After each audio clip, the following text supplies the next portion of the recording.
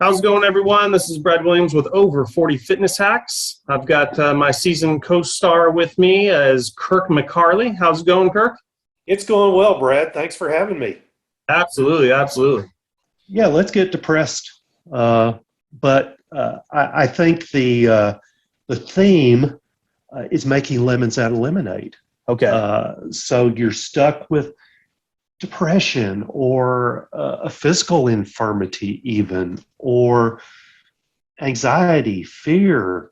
Okay. How can you turn that around and build that into a positive?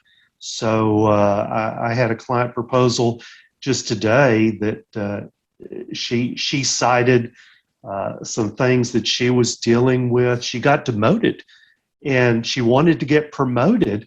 And so how can I turn this demotion into promotion? I love that way of thinking, not because she got demoted, but the positivity that's in that. What have I learned? What am I going to apply going forward? So depression, conditions, those kinds of things that impact us, and how we stop from being the victims. Yeah. So I think the most important thing is self-awareness. The person knows that they have this issue of, like you said, of depression, anxiety, or, you have it. They went and sought out help, which is someone like you, and then kind of working through the stages while they're working on all their other to-do list stuff, I imagine. Yeah. That sounds good. Yeah.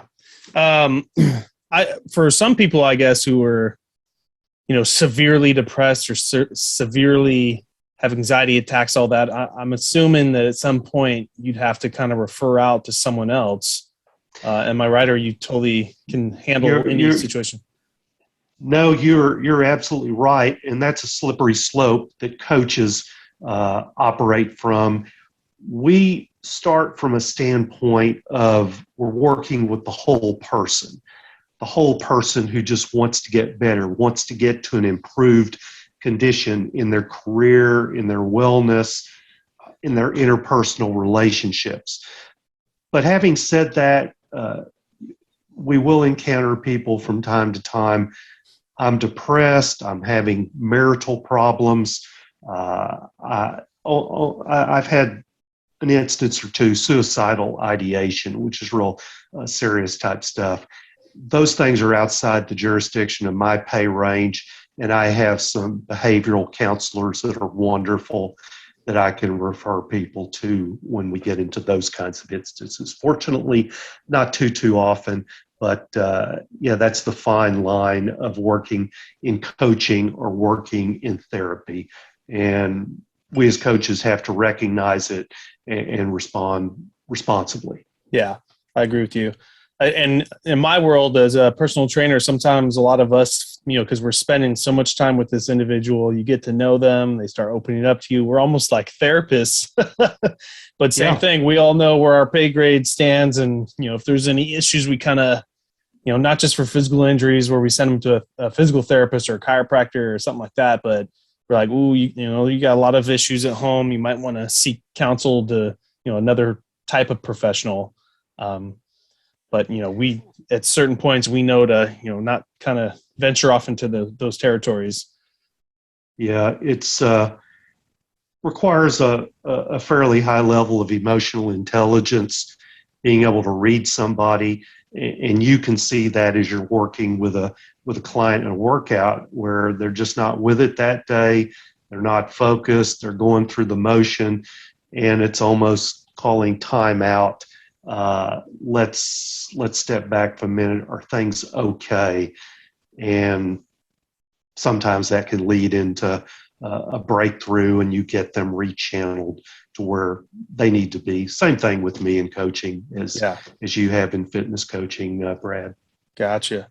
Is there say it's not so severe that we've referred out to someone else and it's something that you can handle. Is there any techniques or easy things you can tell the audience of, I don't know if it's visualization or thinking happy thoughts or, whether they're depressed or melancholy or just super anxiety, is there like a methodology that you use with new clients to try to get them out of the funk per se and get back into fitness or get back into their job? Oh, one that can be helpful, and anybody can do this. It's just having that prompt of somebody suggesting it to us, and it's a technique that works quite well, relaxation technique, and that is visualization. Visualize yourself being, pardon me, being in a place that is relaxing, that you enjoy going to, that is calming. What does that look like? What are the sounds that are coming out of that? And as you think about that, think of stress and anxiety melting from your neck and your upper body, your shoulders, and pay attention to what your breathing is doing. That's a little intro, and basically what you've done is help diminish anxiety, remove some tension, loosen the person up a little bit, and it's kind of at the end an Calgon, take me away moment. I feel so much better now. Okay, we've reset. What would you like to talk about this morning, this afternoon? Gotcha. And then how about moving more strictly into our audience is more fitness listeners, and maybe some of them have this problem where they've just been completely burned out from either life or maybe it was something physical they've done for so long, like they were into, marathon running and all that. And you just get into this funk, and I don't know, it may not just be depression. It could just be, there's no inspiration anymore to care about, getting back to that level again, fitness wise. And especially for my over 40 fitness listeners, how do they, some of them that are struggling, what would you say to them to kind of spur them to get back into it? Or is there, what can they do to try to help themselves out? Well, you don't, maybe if you've been an athlete previously and you've hung it up for the past 20 years, you don't go back and run a marathon to start with. No way. But let's start small. What can I do? How much time do I have? I've got 15 minutes. I can walk around the block. I can walk to the mailbox, get the mail, and then you build upon that. Okay, that felt pretty good. I think I could stand a couple of blocks, and so you do that. And I think I'll do 10 sit-ups at the end of that time. All right, next week, you've done that for 3 or 4 days that week, and the next week, let's try 3 blocks, and I think I'll run for about 50 yards in the middle of that. So what you're doing is, most importantly, after 21 days, you started a new habit, but you're also aspiring towards goals that are bigger than what they were initially. And maybe you grow to like that a little bit, and you're feeling a little bit better, and the scales are going in the right direction. You're encouraged. And, well, what's the next thing I'm going to do? How can I eat better? And so a snowball effect takes place. But I encourage listeners, and they've heard this before, there's nothing new. Start small. Seek the advice of a medical professional before you engage in any kind of exercise, particularly if you've been sedentary for some time, because you want to minimize your risk factors. And then write it down, set some goals, and you may be amazed at what you achieve. Yeah. I think it's great with, brand new clients, especially ones that haven't done anything like this in a while, come to one of us, a personal trainer. But something sparked them to jump in with us, hire us, and, they want all these results. And one of the first things I tell them is, the first thing we're going to do is start off real easy, maybe 1-2 days a week. And the program's going to be it might even be too easy for the first couple times, but you need to test their muscles and, ligaments and stretching capabilities first. And not even worry about diet until maybe week 3 or week 4. But, some people get so excited and they're like, no, I want to do all of it all at one time. Like, that's not good. I've seen it too many times where they overload on doing all that. And then boom, they go right back into the same funk of just quitting. So it needs, just like you said, it needs to be goal setting. It needs to be nice and slow trajectory. Once you've mastered something, then add the next step up. So that's cool. Kind of in your world, it's the same as ours too. Well, and I would like to lay out a challenge to people with New Year's resolutions. And I apologize ahead of time to the fitness industry, the health clubs that are out there, because I know philosophically some of the model is predicated upon we're going to get people signed up for a year because they're going to make that New Year's resolution January 1, and by January 31st, they're not coming anymore. But we still have that commitment, and we're making the dollars from doing that. And fine, that's a good service. But those that are considering those New Year's resolutions, I challenge you, make it a goal to put the fitness facility out of business by continuing to go there. And the fitness facility will love it because you're going to be free advertising for somebody that sees you after 6 months and the results you've had. Hey, what have you done?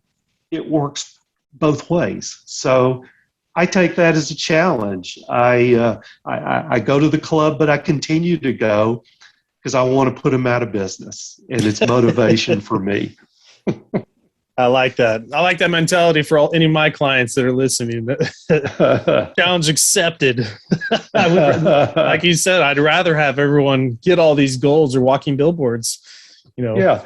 for our gym. Well, we are all working, if we're honest with ourselves, to put ourselves out of business. If people were in shape and conditioned and self-motivated, they wouldn't need you. If they knew what to do as far as their career and life goals, they wouldn't need me. I know that's not going to happen, but that's a challenge to myself, is do your job so well that you put yourself out of business. I like that. And I really like too, the number one reason someone hires a personal trainer, I mean, if they watch enough stuff, they can pretty much get the gist of it. Or maybe if they even had a personal trainer before, and then they can go out on their own. But the biggest number one reason why people hire us is the accountability. Oh my God, I already paid this trainer, not getting the money back. They're expensive. I kind of almost know everything, but I know they're in the business and they know a little bit more. So I'll always get that higher education, but it's the accountability. And I think that's true for your side too, that, yeah, they could probably work their way up and watch stuff and all that, but having someone every week or every month or however often people see you, Kirk, that they need that accountability of they have to answer to you. So they had to have done their homework. We make money in our line of work, and I appreciate that. But what the motivation is for many people as far as that monetary exchange for a service they get, coach, is I'm financially committed, and so I'm either all in or not. But if I'm not all in, I'm throwing my money away. So I better get with the program or either just accept that I'm throwing my money away. So there's an aspect of commitment that goes with that. And I want clients who are going to be committed. They're going to do what they say they're going to do, and they follow through and execute. Exactly. Same as me. I want my walking billboards. That's it.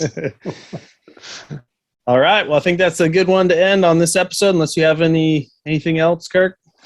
No, my pleasure. And this is such a good exchange, talking about our head and bodies, the mind-body connection with what we're both doing and how they relate so much. I think it's a fascinating study and connection that takes place. Yeah. I wish I had someone in your profession closer to me to, obviously I can refer you business, but for the gyms, you got to kind of be local to refer. So it's great to have your type of. If I know of anybody that's going to the West Coast, if I know of anybody going to the West Coast, kind of mine, I know who's to. I appreciate it. But just real quickly, Kirk, how can people get a hold of you? Do you have a website, a social media? Tell them what you're kind of looking for.